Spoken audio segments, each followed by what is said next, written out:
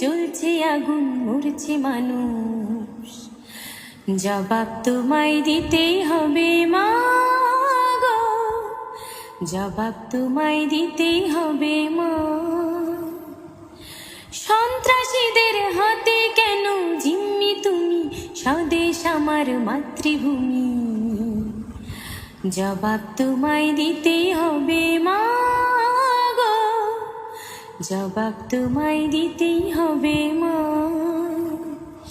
কেন বিদ্যালয়ে পড়ছে বোমা,